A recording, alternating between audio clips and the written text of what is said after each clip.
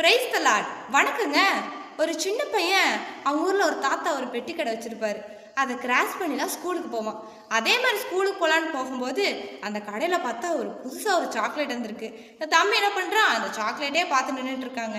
அந்த தாத்தா கூப்பிட்டு, தம்பி இங்கே வாப்பா, உனக்கு என்ன சாக்லேட் வேணுமோ நீ எடுத்துக்கோன்னு சொன்னோடனே அந்த தம்பி என்ன சொல்கிறான், இல்லை தாத்தா நீங்களே எனக்கு எடுத்து கொடுங்கன்னு சொன்னோடனே அந்த தாத்தா கை நிறையா சாக்லேட் எடுத்து அந்த தம்பி கிட்ட கொடுக்குறாங்க. அந்த தாத்தா கேட்குறாரு, ஏன் தம்பி நீயே சாக்லேட் எடுத்துருக்கலாம்ல, நிறைய எடுத்துருப்பாளன்னு சொல்லி கேட்டதுக்கு அந்த தம்பி என்ன சொல்கிறான், இல்லை தாத்தா என் கை குட்டி கை, நான் எடுத்த கொஞ்சமாக தான் வரும், ஆனால் நீங்கள் பெரிய கை இருக்குல்ல அதனால நிறைய எடுத்து கொடுப்பீங்கன்னு சொல்கிறாங்க. அதை கேட்டோடனே அவர் வியந்து போயிடுறாருங்க.